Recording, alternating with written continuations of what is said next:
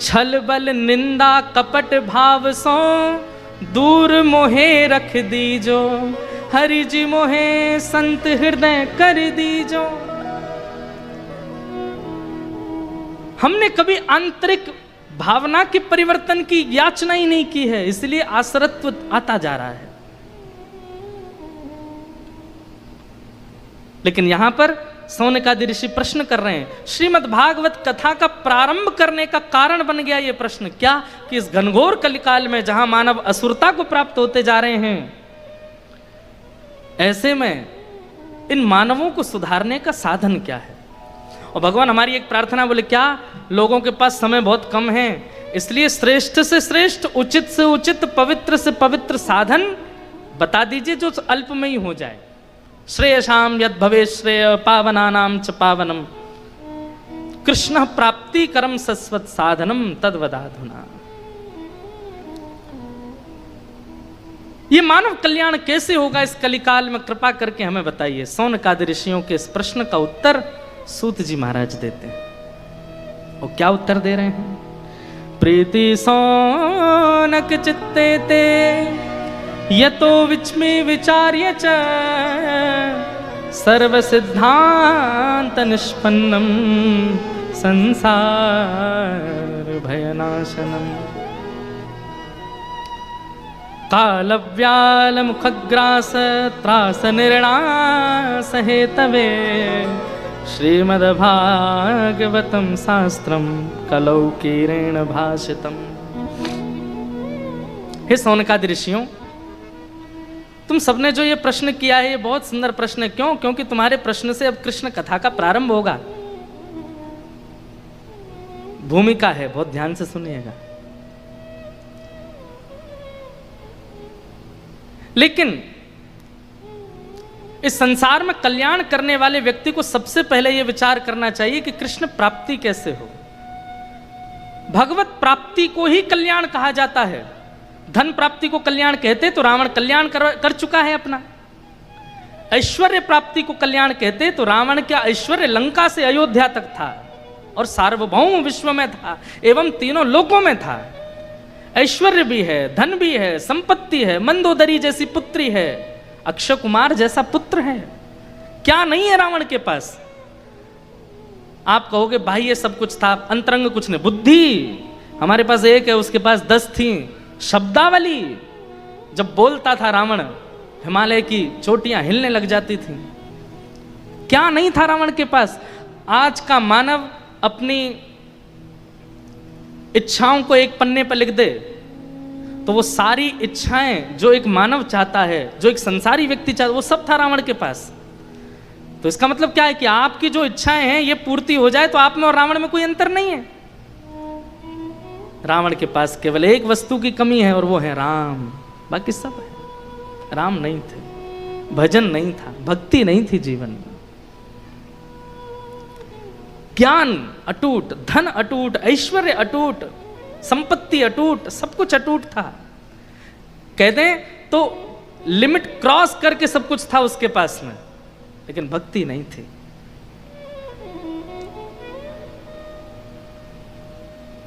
आज तक फल भोग रहा है। हर दशहरा पे बेचारे को जलाया जाता है। दशहरा मैदान पर इतना बड़ा पुतला बना करके जलाते हैं। ये कोई पारंपरिक बात नहीं है रावण जलाना।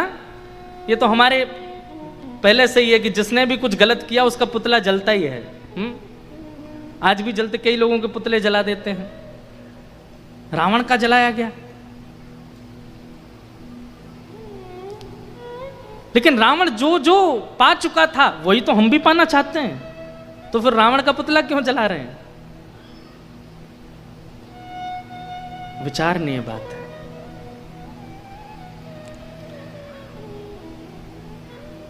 कल्याण धनवान होना नहीं, कल्याण ऐश्वर्यवान होना नहीं, कल्याण संपत्तिवान होना नहीं, कल्याण तो कृष्ण प्राप्ति। अभी परसों जगन्नाथ भगवान की रथ यात्रा होगी। हमारे माधवदास परम भक्त हुए श्री जगन्नाथ जी के, आपके चरित्र में वर्णन आता है कि आप 22-23 वर्ष की आयु में जगन्नाथपुरी गए थे पहली बार। इनकी पत्नी का निधन हो गया था और इनका छोटा सा बालक था। उस बालक की रक्षा में ही पूरे दिन रहते थे, उसी की चिंता करते रहते थे। मन में सोचते थे इसका ध्यान कौन रखेगा, इसकी सेवा कौन करेगा, इसको बड़ा कौन करेगा। इसकी माँ तो चली गई। एक दिन एक वृक्ष पर से एक घोंसले में से एक अंडा नीचे गिरा। तो जैसे ही गिरा इन्होंने उसको देख लिया। अब अंडा नीचे गिर रहा था, तभी ये बोले अरे अरे ये तो अब खत्म होगा। पर तभी नीचे कुछ सूखे पत्तों का ढेर था और वो अंडा आकर के उसमें गिरा। दौड़ करके जाके इन्होंने देखा तो अंडा बच गया। उससे इनके मन में भावना आई कि भैया मैं क्या सोचता हूं कि इस बालक की रक्षा मैं करूंगा। सबकी रक्षा और सबको जिवाने की जिम्मेवारी तो ठाकुर जी ने ले रखी है। हम चाहें जितनी रक्षा कर लें, ठाकुर जी को प्राण लेने होंगे तो ले ही जाएंगे। और चाहे कोई व्यक्ति कितनी भी दुर्घटनाग्रस्त परिस्थिति से निकल जाता फिर भी बच जाता है। हवाई जहाज क्रैश हुआ अहमदाबाद में, लेकिन एक व्यक्ति निकल के कैसे आ गया उसको खुद नहीं पता मैं कैसे बच गया। कई लोग कहने लगे कितना भाग्यशाली व्यक्ति, कितना सौभाग्यशाली व्यक्ति। ये बातें तो चलो बनाने की हैं, लेकिन बात ये है स्पष्ट कि अभी उसका जीवन अंत हुआ नहीं है। अभी उसके जीवन के जो शेष दिन थे वो पूरे हुए नहीं है। जीवित रहना भाग्यशाली नहीं होता, इस बात को भूल जाइए। और किसी के असमय पर प्राण चले जाना ये दुर्भाग्य नहीं होता। हम उस समय एक व्यवहार निभाते हैं और उस समय कहते हैं कि भाई बहुत बुरा हुआ, बहुत गलत हुआ। उस समय कहना पड़ता है, कहा भी जाता है, परंतु हम सबके जीवन के दिन शेष हैं, वो पहले से नियुक्त हैं, उतना करना ही पड़ेगा।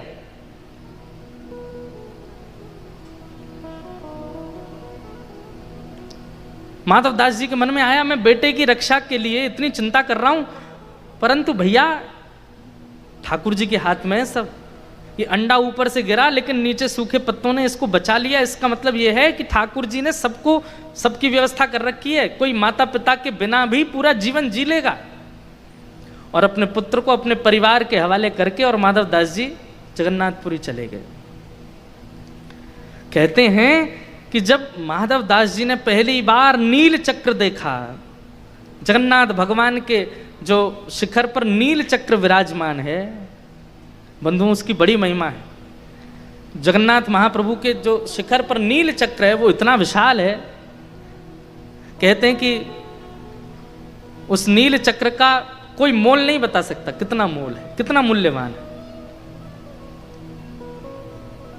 और बोले उसका भार इतना है कि यदि नील चक्र के भार के समान कुछ वस्तु अगर पृथ्वी पर गिर गई तो जितना जगन्नाथ जी का शिखर है उतना गड्ढा हो जाएगा भीतर, इतना भार है। तो माधव दास जी ने जैसे नील चक्र देखा, नील चक्र देखते ही उनके मन में इतनी व्याकुलता, इतना रोए माधव दास जी। क्यों रोए? इस बात से वेदना में आ गए कि मैंने अपने जीवन के 24 वर्ष गवा दिए बिना जगन्नाथ जी को देखे। आज 24 वर्ष बाद देखने आया हूं मैं इनको। अरे मैंने अगर 24 वर्ष पहले से महाप्रभु जी का दर्शन किया होता तो कम से कम 24 वर्ष के दर्शन की अवधि से आज मुझे महाप्रभु जी मिल गए होते। इतने व्याकुल और इतने पीड़ित अपने आप को मानने लगे कि मैंने 24 वर्ष क्यों गवा दिए। समुद्र के तट पर जाकर के बैठ गए, अन्न जल त्याग दिया, अनशन करने लगे, प्राण त्याग दूंगा मैं क्योंकि मैंने 24 वर्षों को व्यर्थ कर दिया। बताओ, हम लोग इतने बड़े बड़े हो जाते हैं, हमारे मन में ऐसी बेचैनी आती कभी, ऐसी व्याकुलता आती कभी?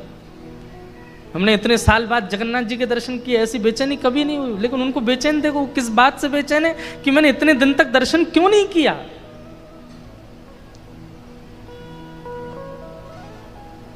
आहा ब्रह्मवेदी पर बैठे हुए महाप्रभु जगन्नाथ जी आज बड़े व्याकुल से दिख रहे हैं। पुजारी जी ने जाकर के कहा, महाप्रभु जी आपके मुखमंडल पर ये शुष्कता दिख रही है, क्या कारण है, आप इतने उदास क्यों लग रहे हैं? तो महाप्रभु जी कहते हैं, मेरे परम भक्त माधव दास आए और वो 3 दिन से भूखे प्यासे बैठे हैं समुद्र तट पर। और कारण जान करके आश्चर्यचकित हो जाओगे, इसके पीछे कोई और कारण नहीं, केवल एक कारण है कि उन्होंने इतने साल पहले मेरा दर्शन क्यों नहीं किया। इस बात से वो अनशन कर रहे हैं। मेरी आज्ञा है, थाल में महाप्रसाद लेकर के जाओ और माधव दास जी को पवाओ। प्रसाद लेकर के माधव दास जी के पास गए। माधव दास जी बोले, मैं तो अनशन व्रत पे हूं। बोले, अरे महाप्रभु जी ने स्वयं भेजा तुम्हारे लिए। ये बात सुनते ही पहले प्रसाद पाया और जैसे ही माधवदास जी मंदिर में दर्शन करने के लिए आए, महाप्रभु जगन्नाथ जी बैठे बैठे अपनी ब्रह्म वेदी पर ही झूमने लगे, इतने आनंद में भर गए माधवदास जी को देख करके। माधवदास जी बोले, भगवान मैंने जीवन में कोई साधन नहीं किया, मैंने जीवन में कोई तप नहीं किया, मैंने जीवन में कोई उपलब्धियां प्राप्त नहीं की, आप मुझे देख करके इतने प्रसन्न क्यों हैं? महाप्रभु जगन्नाथ जी कहते हैं 3 दिन का जो तुम्हारा विरह था ना, उस 3 दिन में 300 वर्षों की साधना पूरी हो गई। 300 वर्षों में जो साधना होनी चाहिए वो 3 दिन के विरह में तुमने पूर्ण कर दी।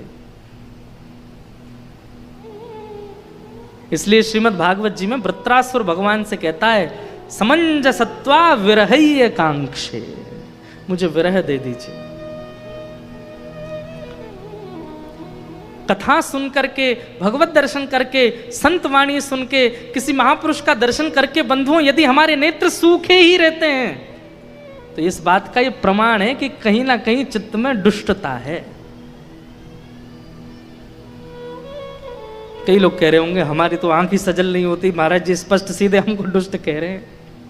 नहीं, आपको नहीं कह रहा हूं, आपके मन को कह रहा हूं।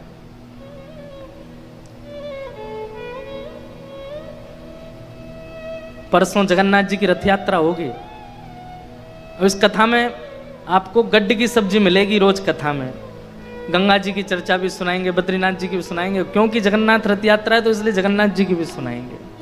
इसलिए सारी चर्चाएं मिश्रित होकर के प्राप्त होंगी, इसलिए ध्यान से ही सुनना है। महाप्रभु जगन्नाथ जी बड़े बड़े बड़े, किन शब्दों में वर्णन करूं मैं उनका, ऐसे प्रिय ठाकुर जी हैं।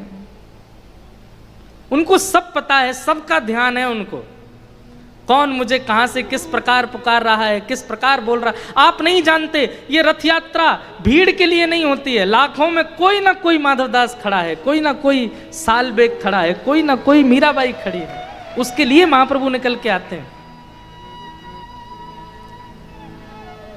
आपको लगता है कि वो रथ पर बैठ करके भीड़ जमावड़ा जमा के ठाकुर जी चले गए? नहीं, कितनों के हृदय की इच्छा पूरी करने के लिए महाप्रभु, एकमात्र पूरे भारत में, हमारे विश्व में ठाकुर जी ऐसे जगन्नाथ जी हैं जो स्वयं उतर करके आते हैं, रथ पर बैठ करके सब भक्तों के बीच में घूमते हैं। अभी बजा रहे हैं इसलिए मेरा गाने का मन कर रहा है। सालबेग ने स्तुति गाई, जो कि जन्म से मुस्लिम है, जिसको दर्शन करने के लिए मंदिर में प्रवेश की इजाजत नहीं है, और वो जब रथ में ठाकुर जी का दर्शन करता है, आहे नीला शैला प्रबलमतावरण प्रबलमतावरण मुआर तनलनी बनकु कर दलन आहे नील शैला प्रबलमतावरण प्रबलमतावरण मुआर तनलनी बनकु कर दलन आहे नीला शैला। सालबेग कहता है, अरे नीलाचल पर्वत पर विराजमान मतवाले हाथी जगन्नाथ। ठाकुर जी को हाथी की उपमा देता है। भैया तानपुरा इतना तेज है ना, कम कर दो इसको। मतवाला हाथी क्यों बोलता है? क्योंकि जगन्नाथ जी जब अपने मंदिर से उतर करके आते हैं ना रथ की ओर, उस समय की झांकी देखने लायक होती है महाप्रभु जी की। वो गोदी में बैठ के नहीं आते या किसी नीचे किसी आसन को लगा करके नहीं आते महाप्रभु जी। एक हाथी की तरह ऐसे अपनी दोनों भुजाओं को पुजारियों के कंधे पर रख देते हैं और ऐसे झूमते हैं आगे पीछे, और झूमते हुए ऐसे जैसे छोटा बालक घुटमुन चलता है ना, तो घिसट घिसट के चलता, ऐसे चलते हैं महाप्रभु जी। सीढ़ियों पर कूदते हुए आते हैं नीचे। तब सालवेग कहता, आपका ये मतवाला पना देख करके मैं आपको उपमा देता हूं क्या, कि हे नीलाचल पर्वत के मतवाले हाथी जगन्नाथ, जिस प्रकार हाथी कमल के वन को नष्ट कर देता है, मेरे चित्त के आर्त रूपी इस कमल को आप नष्ट कर दीजिए नाथ। गजराज चिंता कला थाई घोर जलेन, गजराज चिंता कला थाई घोर जलेन, चक्र पेशी नखनासी उधरी लयापण, अहे नील शैल प्रबल मत वारण, प्रबल मत वारण, मुआरत नलनी बनकु कर दल, अहे नील शैल, अहे नील शैल, अहे नील शैल। व्याकुलता, हम बस दर्शन करते हैं और चले आते हैं, हमारी बस इतनी इच्छा रहती है। पर कभी राधा रमण जी के सामने खड़े होकर के नेत्र सजल इस बात से हो गए कि पिछले 15 दिनों में आपकी याद नहीं आई मुझको। नाथ क्यों नहीं आई, आप मेरे चित्त में स्मरण रूप में क्यों नहीं आए। बंधुओं, ये व्याकुलता, ये विरह प्रेम ठाकुर जी के प्रति जो है, इस बात का द्योतक है कि आपका चित्त ठाकुर जी ने स्वीकार कर लिया, इसीलिए आपको इतनी बेचैनी होती है, इतनी व्याकुलता होती है ठाकुर जी के दर्शन की।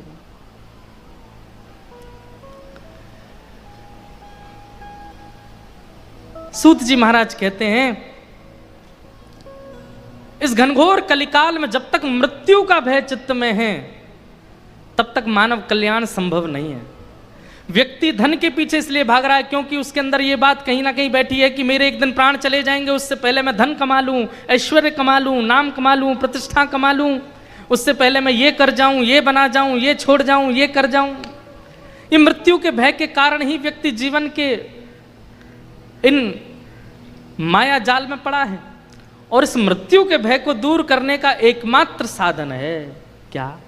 श्रीमद् भागवत।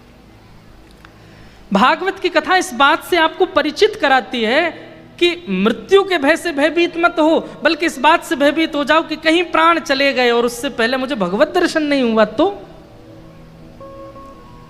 कहीं मेरे प्राण चले गए और उससे पहले मैंने ठाकुर जी का साक्षात्कार नहीं किया तो, मैंने इतना नहीं कमाया, ये चिंता तो है। अब जैसे किसी को गंभीर बीमारी बता दी जाती है तो वो अरे अभी तो मुझे ये करना था, अभी तो मुझे वो करना था, वो कमाना था, ये खरीदना था, ये बनाना था। अरे डॉक्टर ने कोई गंभीर बीमारी बता दी तो इस बात से हम परेशान नहीं हुए, नाथ मुझे ये बीमारी बता दी गई और अभी तक मैं आपको साक्षात्कार ही नहीं कर पाया, मैं आपका दर्शन ही नहीं कर पाया, मैं अभी तक वृंदावन के रूप को नहीं पहचान पाया, मैं अभी तक यमुना जी के स्वरूप को नहीं जान पाया, और मेरे जीवन के अब दिन अल्प बचे हैं, इस बात से व्याकुलता।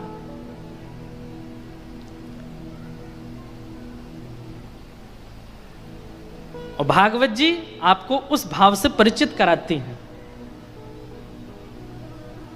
कि भाई जीवन के जितने दिन शेष हैं उसमें भी यह चिंता हो कि हे नाथ, मैं आपका साक्षात्कार तो कर पाऊंगा ना। श्रीमद् भागवतम शास्त्रम कलौ कीरेण भाषितम।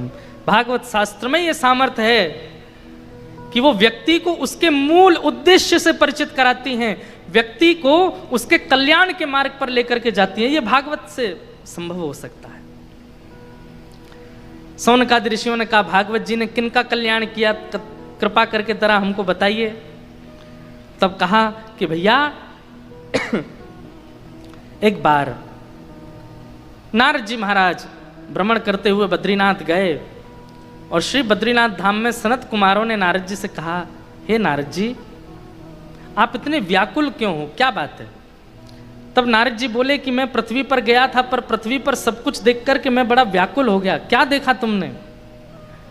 अहम तुम पृथ्वीं यातो ज्ञात्वा सर्वोत्तमामिति पुष्करम च प्रयागम च काशी गोदावरी तथा हरिक्षेत्रम कुरुक्षेत्रम श्रीरंगम सेतुबंधनम एवमादिषु तीर्थेषु ब्रह्माण इतस्ततः। मैं सब जगह गया पर मेरे मन को शांति नहीं मिली। कहाँ कहाँ गए? तो यहाँ पर लिखा है पुष्कर, प्रयाग, काशी, गोदावरी माने द्वारिका, हरिक्षेत्र माने हरिद्वार, कुरुक्षेत्र, श्रीरंगम, सेतुबंधनम मतलब रामेश्वरम, सब जगह गया लेकिन मेरे मन को कहीं भी शांति नहीं मिली। नारद जी महाराज कह रहे हैं कि जब तीर्थ क्षेत्रों में शांति नहीं मिली तो फिर जो बड़े बड़े शहर हैं वहां की हालत तो आप लोग समझ ही जाओ क्या हो रही होगी। और ये बात आज की नहीं है, हजारों वर्ष पहले नारद जी कह रहे हैं, तो आज तो सोच लीजिए अब क्या ही हो रहा होगा। नारद जी महाराज कहते हैं मैं सब जगह गया, मैंने बिल्कुल विपरीतता का दर्शन किया। लोग दिखाते कुछ हैं और हैं कुछ और। बंधुओं, पहले तो दो ही रूप थे हमारे, दिखाते कुछ और थे, अंदर कुछ और। अब तो तीन रूप हो गए हमारे, वैसे कुछ और हैं, अंदर से कुछ और है, सोशल मीडिया पे कुछ और हैं। तीन रूप हो गए हैं। अब ये सोशल मीडिया वाला एक नया रूप और आया हमारा। अब ना तो बाह्य रूप की चिंता रहती है ना आंतरिक रूप की चिंता रहती है, वहां कैसे दिख रहे हैं उसकी चिंता रहती है। अभी पता नहीं और क्या क्या आने वाला है संसार में, वहां का अलग रूप है। कई बड़े बड़े इन्फ्लुएंसर हैं अब मिलने आते हैं हमसे, जिनको हम भी पहले कभी देखते थे, अच्छा तब लगता था ओहो ये ऐसे हैं ये ऐसे। अब वास्तविकता में मिलो तो वो तो सब कोरा नाटक है। पहले एक्टर गिने चुने होते थे, आज पूरा विश्व एक्टर बन गया है, सब नाटकबाज बन गए हैं। सबको नाट्य कला इतनी अच्छी आ गई है कि क्या बताऊं, उसका कोई जोर नहीं है महाराज।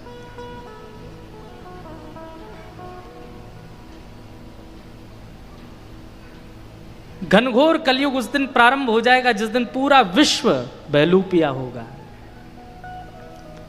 वो हैं कुछ, दिखा कुछ रहे हैं, और ये स्थिति लगभग बन चुकी है।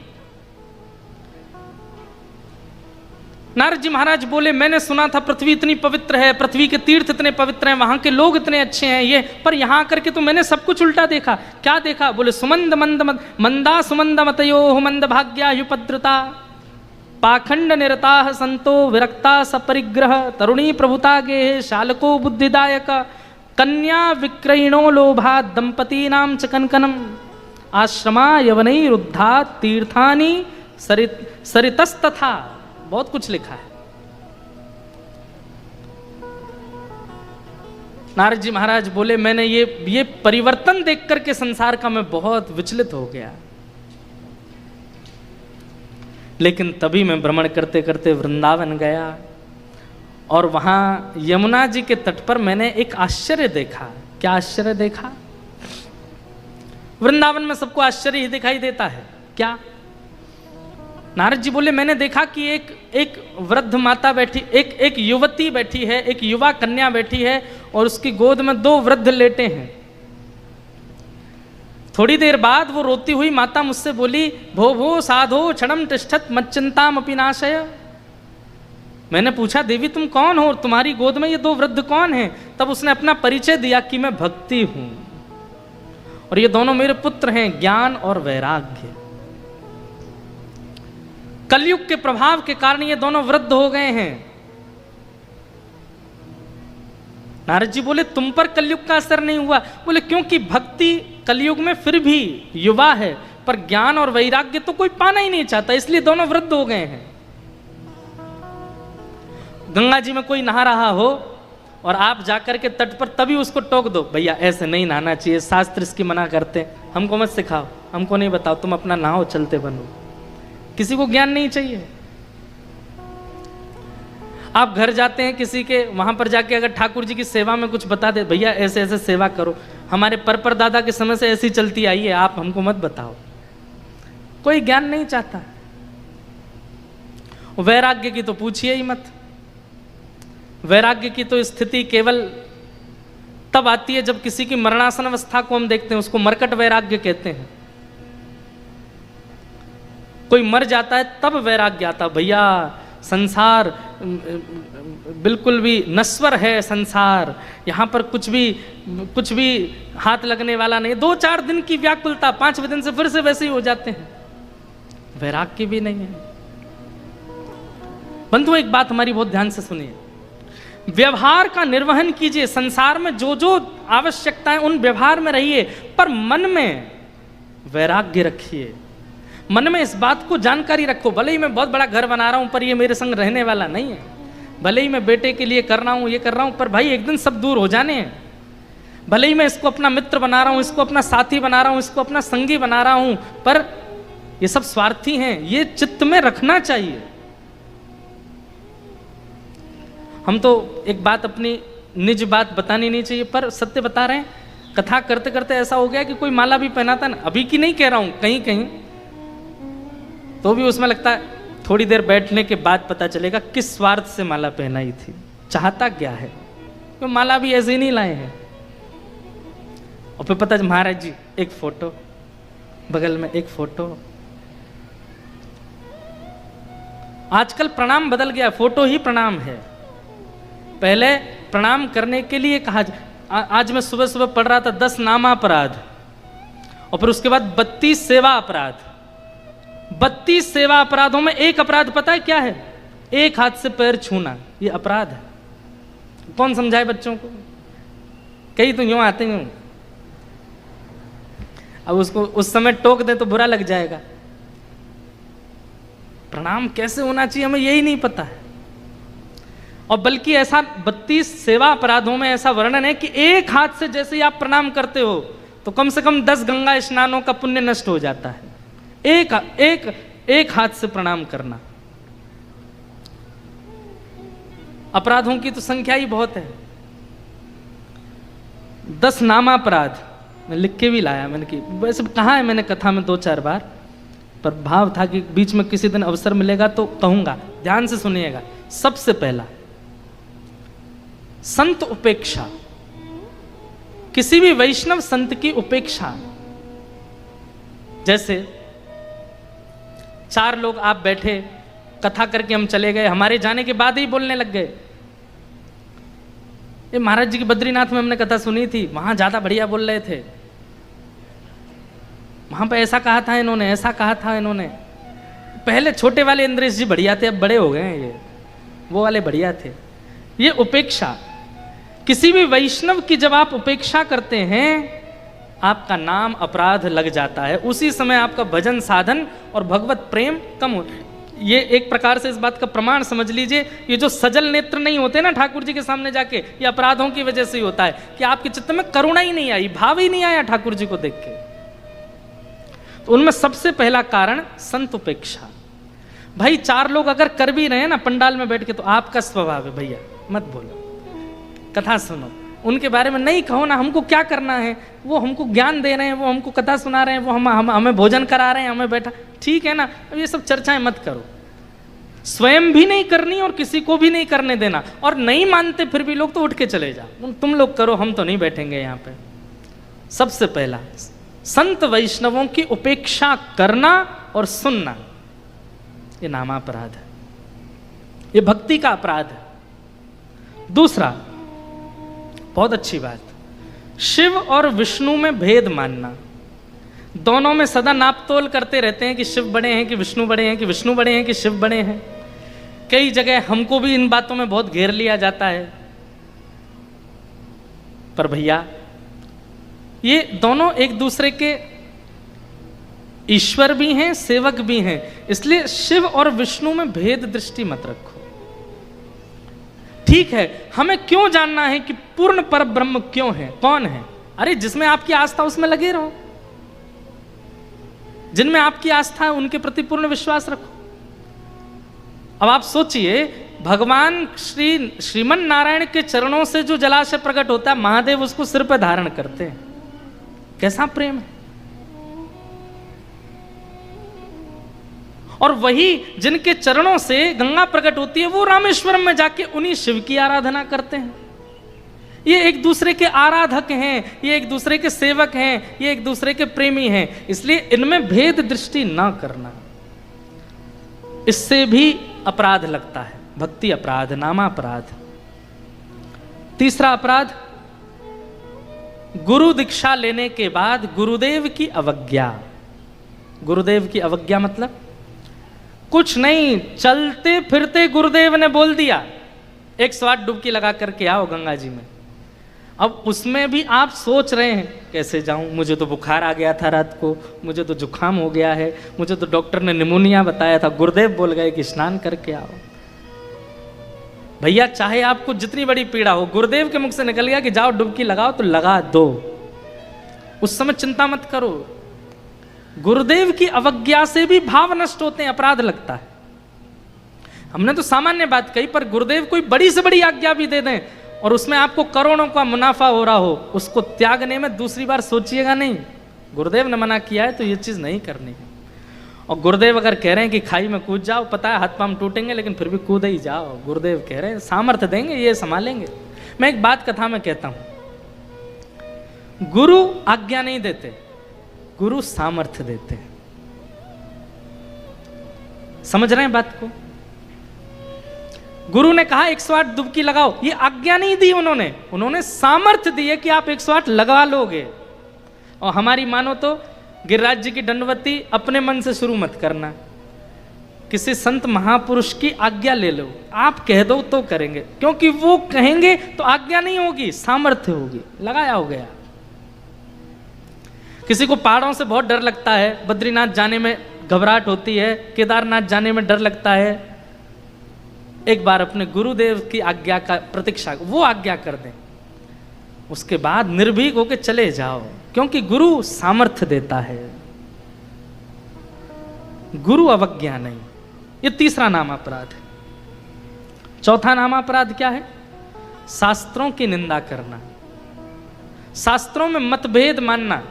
सबकी मानिए, शिव महापुराण क्या कहता है, देवी भागवत क्या कहती हैं, भगवत गीता में क्या लिखा, सबकी मानिए, पर करिए वो जो आपके चित्त को स्पष्ट रूप से कहते। जैसे भागवत जी कह रही हैं कि ऐसा करना चाहिए, लेकिन कहीं कहीं भेद आ जाता है कि देवी भागवत में तो ऐसा लिखा है, तो क्या करना चाहिए।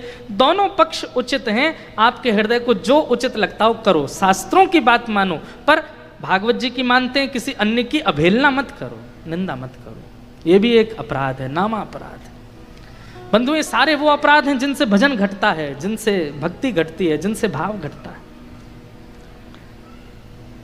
जैसे हमारे वृंदावन की कई परंपराओं में एकादशी नहीं होती, लेकिन इसका मतलब यह नहीं है कि एकादशी की महिमा नहीं है।